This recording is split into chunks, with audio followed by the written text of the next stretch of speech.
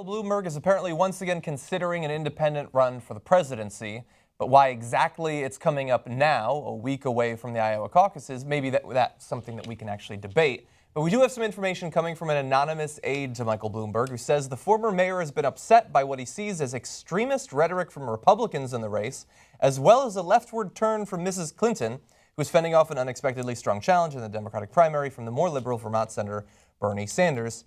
Furthermore, he is likely to make a decision on the presidential bid sometime in March. But this needs to be news all over the place today, not in March, which is interesting. Yeah, well, he's conducted polls, he's assembled a group of advisors, and so he's making all of these moves, apparently. Well, the reason it's news today and not in March when he announces it, because this is partly part of his effort to see whether he should run. That's true. It's a trial balloon, right? So how are people going to react to it? How do Republicans react to it? Democrats react to it? And so the reaction so far is something that I disagree with. So mainly the reaction has been scoffing, like, oh, here comes Bloomberg again. Every 4 years he thinks about running for president. He's not really serious. You're dead wrong. He's completely serious. He's 73 years old. It's now or never. Yeah, okay? That's true. He's got multiple billions of dollars, and he's 73 years old. What else is he going to spend it on? Okay? And he says he's willing to spend up to $1 billion in this election. The reason you hear it every 4 years is because he keeps dreaming about it because he really, really wants it. I mean, what do you get a multi-billionaire? Right? He's already got everything. The only thing he doesn't have is commander-in-chief. His own democracy. Right? The most powerful person on the planet. Yeah. So, and guys like him and Trump, who's also a billionaire, are super ego-driven. And look, I'm ego-driven, so I'm not hating or anything. So, I mean, I'm trying to do the right things, and I'm sure Bloomberg, in his mind, is trying to do the right things. He happens to have a couple more $1 billion. And so, So the reason I tell you that I'm ego-driven is because I can relate, right? And they're not going to go away, okay? So Bloomberg thinks, yeah, if I've got any kind of chance, I mean, what wouldn't you take? Which, if you had 10, 20, however many billions of dollars that he has, would you spend 5% of your wealth for a 5% chance of being president of the United States? If I was his age? Yeah. I wouldn't, but I'm not that driven by ego. But that's why I'm telling you I can relate to him. I have that kind of ego. Look at this guy's face. Yeah. He will literally die on the campaign trail. No, It but will Hillary, kill him on the campaign Hillary trail. and Look how Bernie Sanders are near his age. No, I'm not saying because of the age. I'm saying literally, look at him. He'll die. No, you're crazy. Hillary Clinton's like vital. She could box still. No, I don't think his age has anything to do with it. So he's deadly serious about running.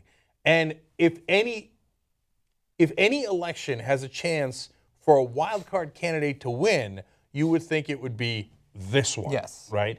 So that's why I think he's coming. Now, I have a prediction at the end, which is always fun, right? But then I want to make a second large point about this. Yes, he's very serious about running. Does he have a chance?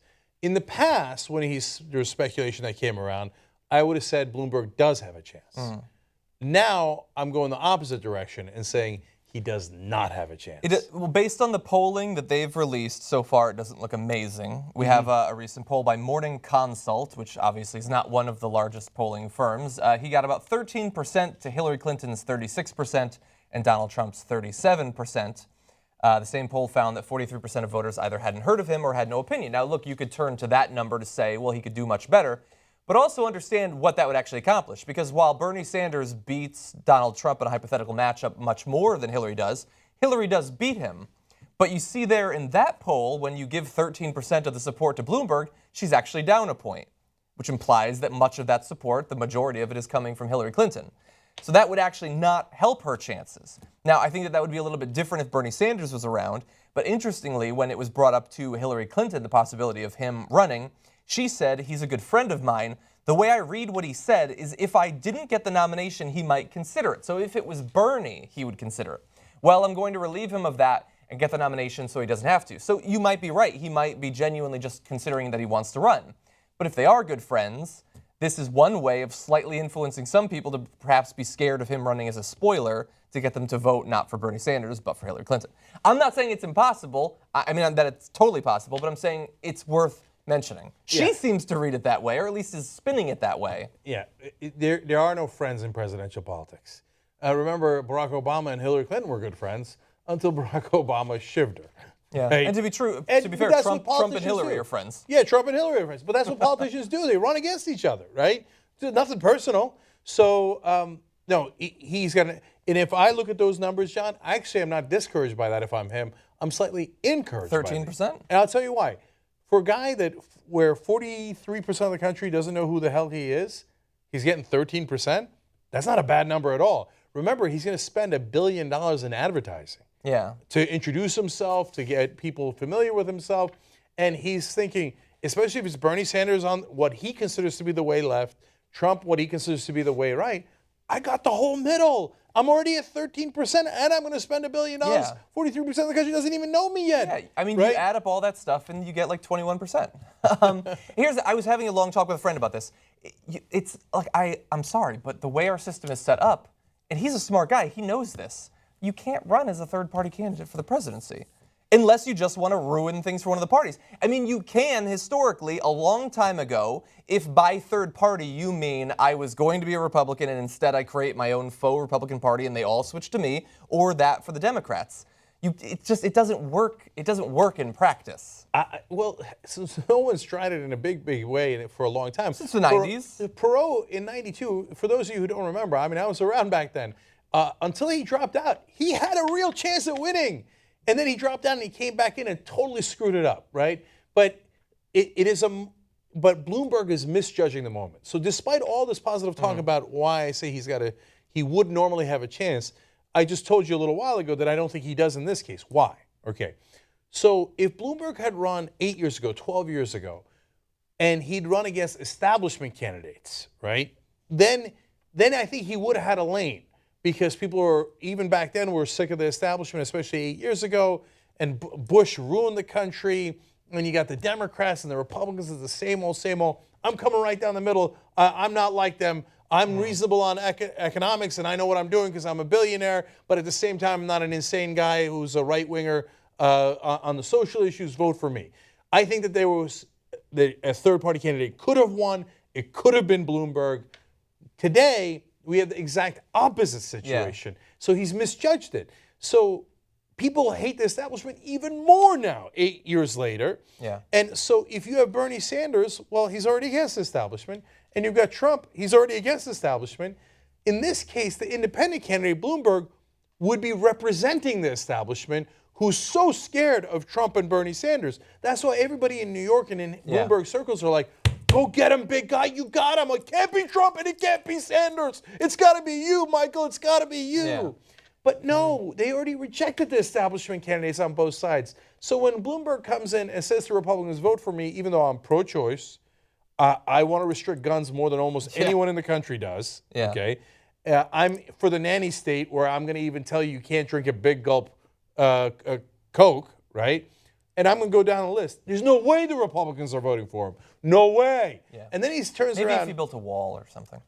Then he turns around and tells Democratic voters who are so sick of the establishment, oh, by the way, I represent Wall Street. Literally, he made all his money on Wall Street. He protects Wall Street. He sells his products to Wall Street. He is Wall Street, right? Yeah. And by the way, I also represent stop and frisk and excessive policing that you got used to in New York against minorities. Not going to get any Democratic votes in this election. So that would help him with the Republicans, though. Yeah, but there's no lane there. Yeah, there's no I don't lane think so there. either. So he's going to run into a brick wall, but he might do it anyway. Finally, my prediction, again, everybody's always so surprised when these news stories come out. I don't know why you're surprised. It's already in the articles. So if you've been paying attention the last 8, 12 years, it's not in the articles today. In the last 8, 12 years, here's going to be his VP pick if he runs, Joe Scarborough.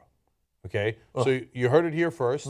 And when he picks Scarborough, everybody will say, wow, nobody could have seen that coming. That's so bold. Wow, how different that is. I'm telling you now, months before it happens, it's going to be Scarborough. And the reason is, Scarborough and him have been pals all along. Every time Bloomberg hints at something, Scarborough's like, yeah, it's fantastic. I did not know that. Scarborough changed his position on gun control to agree with Michael Bloomberg. Really? Yeah, Scarborough was a Republican politician who was against gun control.